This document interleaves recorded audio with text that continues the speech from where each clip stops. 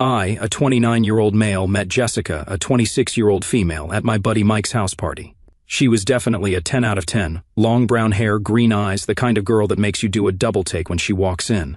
What really got me was that she actually seemed into me. She laughed at my dumb jokes and kept asking questions about my IT job, which, honestly, is boring as hell, but she acted like I was some tech genius. We exchanged numbers that night and started texting. We went on a few dates. Nothing fancy, just coffee, a movie, that kind of thing. After about 3 weeks, we made it official. The first month was awesome, fun dates, and the whole honeymoon phase thing. She was always taking pictures of us for her Instagram and telling me how lucky she was to find a good guy. But I noticed that she always wanted to come to my place instead of hers, or how she'd suggest we order in rather than go out, saying she was trying to save money. I thought it wasn't a big deal as long as we both were comfortable. Then the sob story started coming, small things at first. Her phone got shut off because she forgot to pay the bill. Her landlord was being a jerk about her being late on rent. Her boss cut her hours. I believed all of it. About 6 weeks in, I went to her apartment for the first time. It was tiny and kind of messy, but whatever. We were eating cheap Chinese takeout when her phone rang. She looked at it, ignored the call, then 2 minutes later ignored it again. I could see she was getting stressed. "Everything okay?" I asked. She burst into tears, like full-on sobbing. I had no clue what to do, so I just put my arm around her and waited. "My car," she finally said. "The mechanic called. It's going to cost $1,200 to fix and I don't have it. I don't know what I'm going to do." Then it all came pouring out. She had almost $18,000 in credit card debt. She was behind on every bill. Her credit score was like 480. She couldn't even get approved for a basic store card. She was completely screwed financially, and she had an explanation for all of it. "My ex, Tyler, did this to me," she said, wiping her mascara that was running down her face. "We were together for 2 years, and he was between jobs for most of it. He convinced me to put everything on my cards, rent, food, his car payment, everything. He promised he'd pay me back when he got on his feet. Then I found out he was cheating with some girl from his gym, and he just disappeared, blocked me everywhere, left me with all this debt. Man, I was pissed at this Tyler dude I'd never even met. Who does that to someone they supposedly love?" She seemed so broken, saying stuff like, "I'm drowning and I'll never get out of this hole." I remember sitting there thinking how I'd been raised to be good with money. My parents taught me to save. I had a decent emergency fund, and my IT job paid pretty well. So I said what I now realize was the beginning of the end. "Maybe I can help you figure this out." The way she looked at me then, man, her eyes got all big and hopeful, like I'd just thrown her a life preserver when she was drowning. She hugged me tight and whispered, "No one's ever believed in me like you do, Jake." Not going to lie, it felt amazing to be her hero. That feeling is what made me ignore all the red flags that came after. The next couple of months I tried to help her get organized. I made her a budget spreadsheet, showed her how to negotiate with credit card companies, basic financial stuff. But there was always some new emergency that needed cash right now. Her car needed another repair. Her mom needed money for medicine. Her hours got cut again. The excuses never stopped, and like an idiot, I believed every single one. After 6 months of dating, I finally gave in and paid off her most urgent debts, about $4,000 worth of overdue bills and her highest interest credit card. I didn't have the cash just sitting around, so I actually dipped into my savings that I'd been building for a house down payment someday. When I transferred the money to her account, she cried and promised she'd pay me back. She even wrote up this cute little IOU on a piece of paper with hearts drawn on it. Things seemed better for a while. She was less stressed, more affectionate, always thanking me for believing in her and talking about our future together. I started thinking maybe this was the real deal. Maybe she was the one. 2 months later, I added her as an authorized user on my credit card. I told her it was just for emergencies, but somehow everything became an emergency. New clothes for job interviews, hair appointments because first impressions matter, a weekend trip with her girlfriends because she needed to network. Each time I'd question a charge, she'd get all teary-eyed and say something like, "I'm just trying to improve myself," or "I need to look professional to get a better job." And because I was so whipped, I'd feel like the bad guy for even asking. Her credit score started improving because of being on my account. She was super happy about it, constantly checking the score on her phone and showing me how it went up. "You're changing my life," she'd say. I never thought I'd escape that mess. I felt proud of myself. Stupid but proud. I really thought I was helping the woman I loved build a better future. Our future. I started thinking about moving in together, maybe even proposing next year. Then her car finally died completely. It was this piece of crap Toyota that was probably older than both of us combined. She called me crying from the side of the highway, saying it just stopped running and started smoking. The tow truck guy told her it would cost more to fix than the car was worth. How am I going to get to work? She sobbed over the phone. I'm going to lose my job and then I can't pay any bills and everything you helped me fix will be ruined. I didn't even think twice. That weekend I took her to a car dealership and bought her a new Hyundai. Nothing fancy, just a reliable sedan that would last her years without problems. It cost me $24,000, which I financed under my name because her credit still wasn't good enough for a decent rate. When I handed her the keys, she jumped into my arms, wrapped her legs around me and kissed me hard. You're the best thing that's ever happened to me, she whispered in my ear. That night, she was more affectionate than ever. The next morning, I woke up to her taking pictures with the car for Instagram. Her caption, "Upgrade my life with a heart emoji." No mention of me anywhere, not even a subtle grateful for new beginnings or a hint that maybe she didn't just manifest a brand new car into existence. Something about that sat weird with me. After all, I was the one still making payments on it. But I shrugged it off. She was happy, and that was supposed to be enough. At least that's what I told myself. But then I started noticing things, like how she suddenly started working late twice a week, even though her financial struggles were supposedly because her hours had been cut, or how her phone became off limits, always face down, notifications swiped away before I could glance over. Once, while she was showing me a meme, a text popped up from someone saved as just B with a bunch of heart emojis. She snatched the phone back so fast you'd think it was a bomb about to detonate. "Just my friend Brooke," she laughed nervously. Right, because that's a totally normal reaction to getting a text from a girlfriend. Then there was the lunch incident. I decided to surprise her at work, thinking it would be cute to grab a quick meal together. But instead of being happy to see me, she looked irritated, almost like I was interrupting something the whole time she kept glancing at the door, checking her watch, rushing me through my food. "I have a big party coming in soon," she said. I waited. No party ever showed up. After a few weeks of brushing off the uneasy feeling in my gut, I decided to put my doubts to rest once and for all.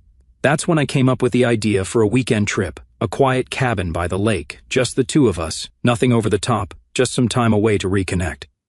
On the surface, it was a celebration of how far she'd come financially, a little getaway to mark the fresh start she always talked about. But deep down, it was a test. I needed to see if she was still us, if all the weird behavior was just in my head, if she was really in this relationship the way I thought she was. I even toyed with the idea of asking her to move in when we got back, thinking that if I was just being paranoid, this trip would prove it. But part of me already knew, if I had to plan a trip just to reassure myself that my own girlfriend wasn't playing me, something was already broken. I just didn't realize how bad it really was. While I was looking at cabins online one evening, my phone buzzed. It was a text from Ryan, a buddy who worked at the same restaurant as Jessica. "Hey man, not trying to start anything, but thought you should know Jessica's been hanging around this real estate dude who comes in for lunch. Guy drives a BMW and wears suits. She's been taking her breaks when he comes in. Doesn't look like just friendly customer service to me." My stomach did this weird dropping thing, like when you miss a step going downstairs. Jessica hadn't seemed different lately. If anything, she'd been more affectionate, always thanking me for changing her life and talking about our future. I texted back, "Thanks man, know anything else about this guy?" Ryan replied, "His name's Brian, some hotshot realtor, tips big and always asks for Jessica's section." She giggles at everything he says. Didn't want to say anything, but saw them in the parking lot yesterday talking pretty close. His hand was on her lower back. I sat there staring at my phone, feeling like an idiot. Was she cheating, or just being friendly with a good tipper? I decided I needed to find out myself. The next day I called in sick to work, told Jessica I was swamped with a project and would be working late, then I parked across from her restaurant around lunchtime. I felt like such a creep sitting there waiting, but I had to know. Sure enough, around 12:30, this dude in a gray suit pulled up in a black BMW. He looked like a douchebag from a mile away, slicked back hair, designer sunglasses, the works. I watched him go in and get seated in Jessica's section. Through the window, I could see them talking, and yeah, Ryan wasn't exaggerating. The way she touched his arm and laughed wasn't how you act with just any customer. During her break, they walked out to his car and talked for like 15 minutes. She was playing with her hair the whole time, something she did when she was flirting. They didn't kiss or anything, but the body language was obvious. This wasn't innocent. I felt sick but decided to keep watching. That night, Jessica texted, saying she had to work a double shift because someone called in sick. I drove by the restaurant at 9 p.m., and guess what? Her car wasn't in the parking lot. I called the restaurant, pretending to be her brother with an emergency. The manager said she'd left at 8, so I drove to her apartment. Her car wasn't there either. I sat in my car, feeling like the biggest chump in the world. Around 11:30, I saw headlights pull in. It was Jessica in her Hyundai, the one I was still making $400 monthly payments on, and she wasn't alone. The BMW guy was following her. They parked, got out, and walked into her building together. I wanted to throw up. All those months of helping her, paying her debts, buying her a car, for what? So she could cheat on me with some real estate jerk? I was about to storm in there when I remembered something important: the car. The car was still legally mine. I had a spare key in my glove compartment. Instead of confronting them, I went home and made a plan. The next morning I texted Jessica. "Need to talk. Meet me at Starbucks downtown at 2. She replied quickly. "Everything okay, babe? Just need to discuss something. See you at 2. I got to Starbucks early and watched her pull up in my car. She looked good. Too good for someone just meeting her boyfriend for coffee. New outfit, hair done, full makeup. She'd made an effort, and I knew it wasn't for me. She came in, ordered some fancy $7 coffee, which I paid for, of course, and sat down across from me with this fake concerned look. "What's up, babe? You seem weird."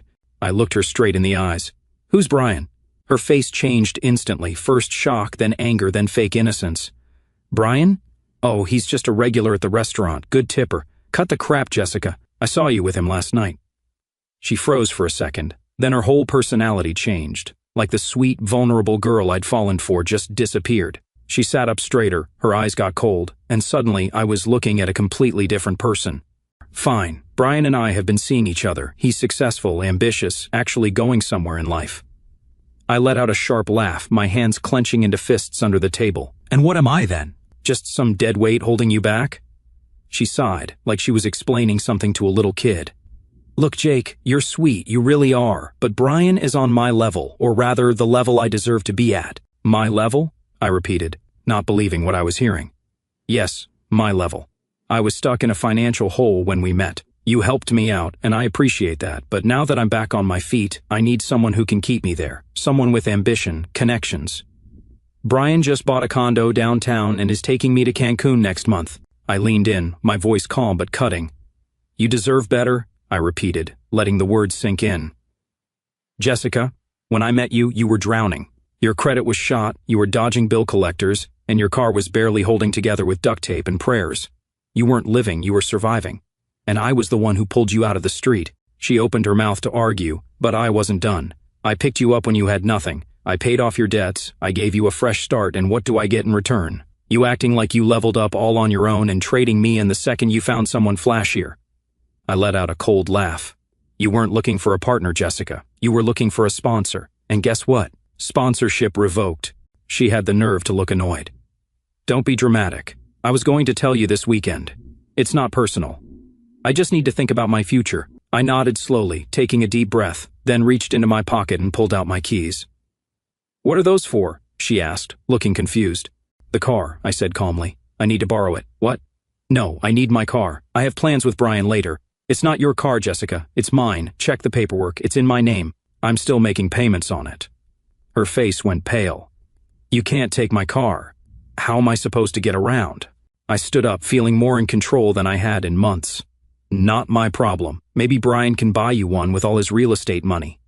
I walked out of Starbucks, ignoring her yelling behind me. I got in the car, my car, and drove away, leaving her standing in the street, watching in the rearview mirror as she stood in the parking lot, screaming and waving her arms like a crazy person. I texted her an hour later, "Find your own ride home. Your stuff from the car will be in a box on your doorstep. Don't contact me again." Then I blocked her number and started planning my revenge. Jessica thought she could use me and then throw me away. She was about to learn a very expensive lesson. As I was cleaning out the car, I found receipts for stuff I didn't buy, expensive makeup, clothes, even a hotel reservation for the following weekend. She'd been using my credit card for everything. The anger I felt in that moment was like nothing I'd experienced before. This wasn't just about her cheating, she'd been playing me from the beginning. When I got home, I made a list of all the ways I'd help Jessica and how I could undo each one. I wasn't going to do anything illegal, I just wanted her to end up exactly where she'd started before I came along, broke and desperate. And that's exactly what I did. I called my credit card company. "Hi, I need to remove an authorized user from my account immediately." The customer service lady asked if there was a problem. I just said, "She's no longer part of my life, and I'm concerned about potential unauthorized charges." Done in 5 minutes. I also contacted my bank to stop any pending payments I'd set up for her other debts. Then I called the consolidation company I'd been working with to handle her remaining credit card balances and canceled our arrangement. By the next morning, Jessica's financial life was in shambles again. Her credit score would drop, her debts would reappear, and she had no transportation. But I wasn't done yet. Next target, Brian, her new upgrade. The guy deserved to know what he was getting into. Finding him wasn't hard. Jessica had already posted a picture with him on Instagram, with tags like #MovingUp and #RealEstatePower. His full name was Brian Thompson, one of those young, hotshot realtors with his face plastered on bus stop benches all over town. I found his business email and sent him a message. "Hey Brian, you don't know me, but I'm Jake, Jessica Wilson's ex-boyfriend. We just broke up yesterday, actually. I wanted to give you a heads up about what you're getting into. For the past year, I've been paying off Jessica's massive debts, about $18,000 worth, fixing her credit score, and I even bought her the car she's probably been driving around in. She broke up with me right after I got everything squared away for her, saying she could finally date someone on her level. I'm guessing that's you. Just thought you should know she's not financially stable like she probably told you. She's actually terrible with money and will expect you to bail her out constantly. Also, I've reversed all the financial help I was giving her, so she's about to be in serious trouble. P.S. I've kept all the receipts and documentation showing I paid for everything, so there's nothing she can do about it. Good luck with that gold digger." I almost didn't send it. For a second, I thought maybe I was going too far. Then I remembered her cold eyes when she said Brian was on her level and hit send. It took less than an hour for Jessica to find a way to contact me since I'd blocked her number. She started blowing up my email. "WTF is wrong with you? Brian just called me asking about my financial situation. You had no right to contact him. You're just jealous he's more successful than you." I laughed and sent back one line. "Guess he's reconsidering if you're on his level now." Then I blocked her email too. Later that day, I got a text from Ryan. "Dude, Jessica just got fired." She showed up 2 hours late for her shift because she had no car, then screamed at the manager when he wrote her up. Never seen anything like it. At this point, Jessica was carless, jobless, her credit was tanking again, and from Ryan's follow-up texts, Brian was taking a step back to reevaluate their relationship. But there was one more thing I could do. When Jessica moved into her nice apartment 6 months ago, nicer than mine actually, I had co-signed the lease because her credit wasn't good enough. Time to fix that mistake. I dug up the paperwork and found the landlord's information. I called the property management company telling them, I co-signed for Jessica Wilson's apartment at 456 Luxury Living Lane. Due to a change in circumstances, I need to remove myself as co-signer on her lease.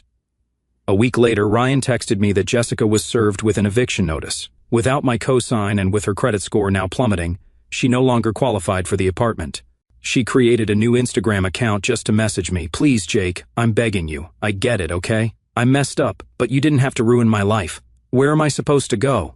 Please, just give me the car back so I can get to job interviews." I thought about it for a long time before responding. "I didn't ruin your life, Jessica. You just lost the one I built for you." Then I blocked that account too. Just like that, Jessica was back to square one. No car, terrible credit, massive debt, a boyfriend who was backing away, and now no place to live. Ryan kept me updated on Jessica's drama. Apparently, Brian didn't completely dump her right away, but he definitely cooled off. No more Cancun trip, that's for sure. He told her she needed to get her situation under control before they could get serious. According to Ryan, she was desperately applying for jobs anywhere that would hire her, but without a car, her options were limited to places within walking distance of wherever she was staying. Couch surfing at a friend's place, I heard. I was starting to think it was over, that Jessica would just fade away from my life. But I should have known better. People like her don't go down without a fight. A few weeks later, I got an email from a new address I didn't recognize. Subject, "That Louis Vuitton bag you promised." It read, "Jake, I know you hate me right now and maybe I deserve it, but you promised me that Louis Vuitton bag for my birthday next month. You even showed me the confirmation email. I was counting on that. After everything that's happened, you at least owe me that much. It's the only nice thing I'll have left." I stared at the email in disbelief. Was she serious? After everything, she was demanding a $2,000 handbag I'd stupidly pre-ordered for her birthday? The audacity of this woman was unbelievable. I replied, "The only thing I owe you is the reality check you're getting. The order has been canceled. Enjoy your birthday." I thought that would be the end of it. I was wrong. 2 days later, my friend Megan texted me, "Hey, Jessica reached out to me crying. She says she's really sorry about how things ended and wants to meet you in person to make things right. Should I give her your new number?" Jessica was good. She knew I wouldn't respond to her directly anymore, so she was trying to get to me through friends. I decided to play along, just to see what she was up to. "What exactly did she say?" I asked Megan. Megan sent me screenshots of Jessica's messages, and holy crap, the manipulation was next level. I made the biggest mistake of my life letting Jake go. I was confused and stupid.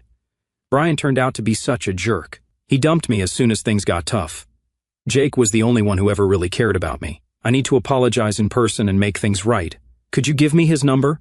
I think we could work things out if I could just talk to him. Then, further down in the conversation was her real motivation, which she clearly didn't think Megan would share with me. I just need him to help me get my car back, at least, and that bag he promised me for my birthday. If I play it right and cry a little, I think he'll give in.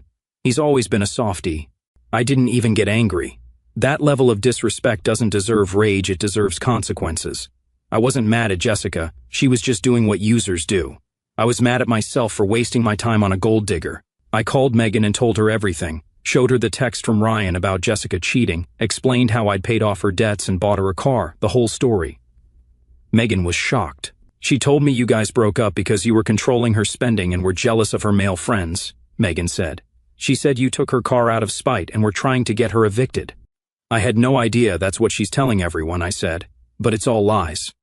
Megan sent me more screenshots of their conversation, and sure enough, Jessica had painted me as the villain. According to her version, I was an insecure, controlling boyfriend who freaked out when she got friendly with a customer at work, then went on a revenge spree because I was crazy possessive. Megan cut Jessica off after that, and apparently, she told our other mutual friends too. One by one, Jessica lost her social circle. She had nowhere left to turn. In a last desperate move, Jessica showed up at my workplace. I was coming out of the building when I saw her waiting by the entrance. She'd clearly been crying, but she'd also clearly dressed to get my attention. Tight dress, hair done, the works. "Jake, please," she started as soon as she saw me. "I'm sorry, okay? I made a huge mistake. Brian dumped me as soon as he found out about my finances. I have nowhere to go. They're evicting me from my apartment. My parents won't help. I just need my car back to get to job interviews. Please." My CO workers were watching, so I walked her away from the building before responding. "You don't get it, do you? This isn't about the car or the money. This is about how you used me for a year. I thought we were building something together, but you were just using me to fix your life so you could trade up." She tried to touch my arm, but I backed away. "I've learned my lesson, I swear. We can start over. I really did care about you, Jake. I was just confused." "No," I said firmly. "What you are is manipulative. You don't care about me, you care about what I can give you, the car, the bag, the financial support." And I just walked away, ignoring her as she called after me. That was the last time I saw Jessica in person, but definitely not the last I heard from her. A week later, my bank's fraud department started calling. When I finally answered, the rep informed me that someone had filed claims disputing several large transactions over the past year, credit card payments, a vehicle purchase, trying to reverse them as unauthorized. Jessica. She was accusing me of fraud, hoping to get the bank to refund all the money I'd spent on her, including the car, essentially making me pay for everything twice.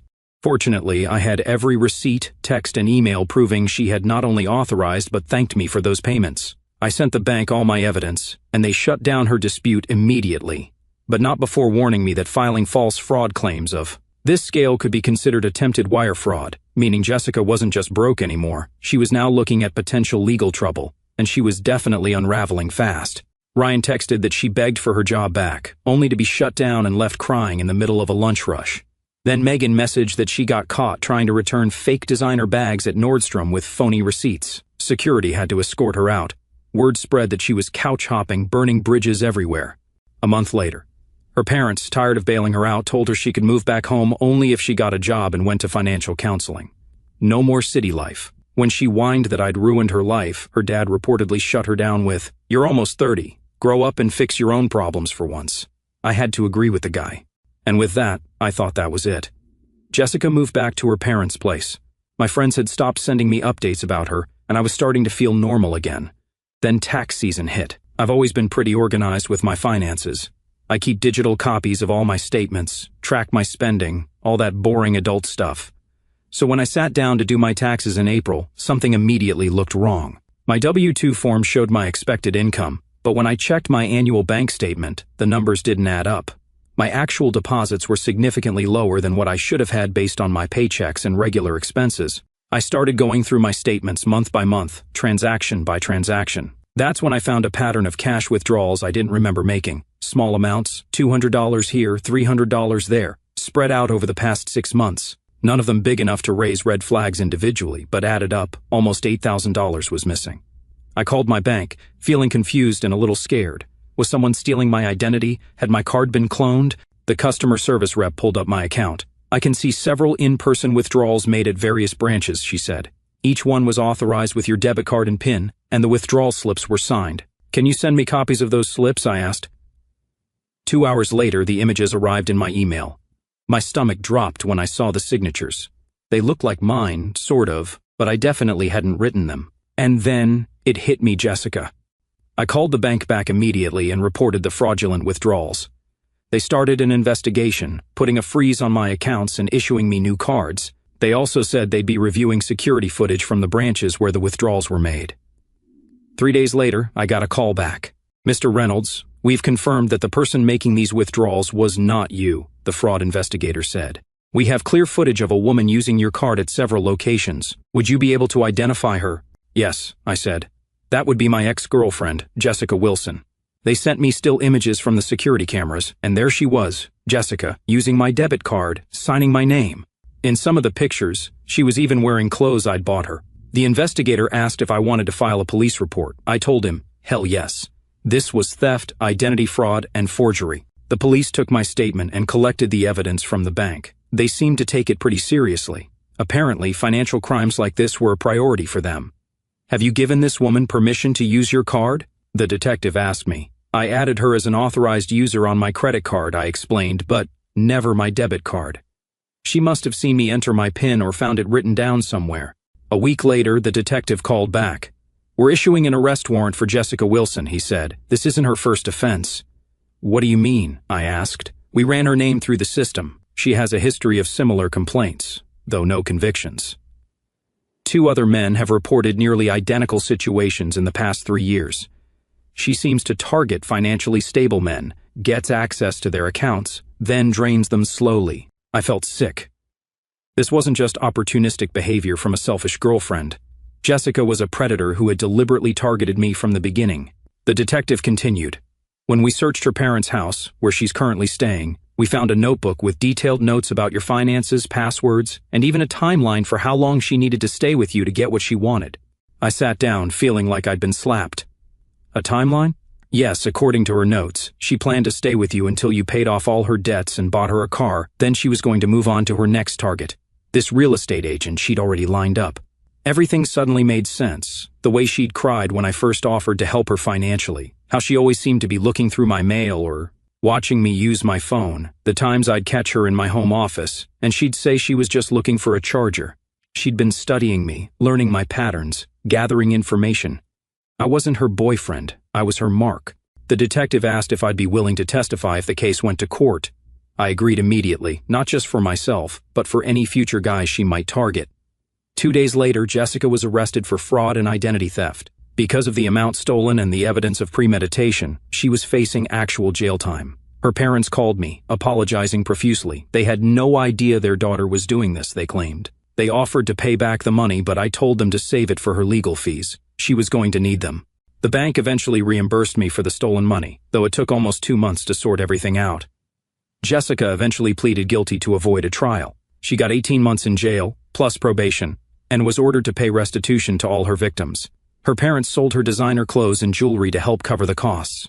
And yeah, it's been about a year since Jessica got sentenced. According to the victim notification system, she's still in jail and will be for another few months. Sometimes, I still can't believe all this actually happened to me. Like, how did I not see any of this coming? The aftermath of the whole Jessica situation was pretty rough. For months after finding out about the theft, I had trouble trusting anyone. I changed all my passwords, got a new phone number, installed a security camera in my apartment, and became super paranoid about my finances.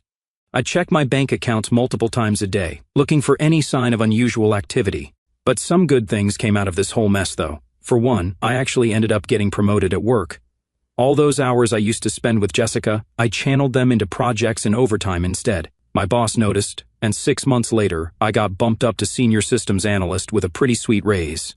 I also used the money the bank reimbursed me, plus what I was saving on not supporting Jessica, to finally take that trip to Japan I'd always wanted, 2 weeks exploring Tokyo, Kyoto, and Osaka by myself. It was actually amazing to travel alone. No compromising on where to go or what to do, just me following my own interests. When I got back from Japan, I felt like a different person, more confident, less angry, ready to move on. That's when I met Sophia. And no, this isn't some BS happy ending where I immediately fell in love and everything was perfect. In fact, I almost ruined things with her because of my trust issues. We met through my coworker's game night. She was his wife's friend from college, nice girl, worked as a pediatric nurse, had her own apartment, financially independent, exactly the type of woman I should have been excited to meet. But all I could think about was, is this another Jessica? Is she hiding something? What's her angle? The first few dates I was super guarded. I'd deliberately steer conversations away from anything related to money or careers. I'd insist on splitting the bill exactly down to the penny. Once, she picked up my credit card from the table to hand it to me, and I practically snatched it out of her hand. After the 4th date, Sophia finally called me out on it. "Jake, what's going on? You seem like you want to get to know me, but then you put up these massive walls. If you're not interested, that's fine, but don't waste both our time." So I told her everything, the whole Jessica story from beginning to end. I expected her to think I was damaged goods or too complicated to deal with. Instead, she listened, asked thoughtful questions, and in the end, just said, "That explains a lot. Thank you for trusting me enough to share that." Sophia and I have been dating for about 5 months now. Things are going well, but I'm taking it super slow. She understands why, and that's one of the things I appreciate most about her. She doesn't push for more than I'm ready to give. We haven't combined finances or moved in together, and honestly, I don't know if I'll ever be comfortable with that level of financial entanglement again. But Sophia has her own career and her own money, and she respects my boundaries. As for Jessica, I don't think about her much anymore. The detective who handled my case told me that narcissistic people like her rarely change. They just find new victims and new scams. The fact that she's in jail gives me some peace, knowing that, at least for now, she can't hurt anyone else. For any guys listening this who might be in a similar situation, where your girlfriend always needs financial help, where there's always some crisis only your money can solve, take a step back. Look at the pattern, not the individual requests. Ask yourself, is this person investing in our relationship in other ways? Do they show genuine gratitude, or just move on to the next need? Would they do the same for you if the roles were reversed? I wish someone had told me this when I first met Jessica. It would have saved me a year of manipulation and thousands of dollars. But hey, at least my story might help someone else avoid the same mistake. As for me, I'm doing pretty good these days. New job title, new outlook, new relationship with someone who actually respects me. Sometimes karma needs a little help, but it always comes around eventually.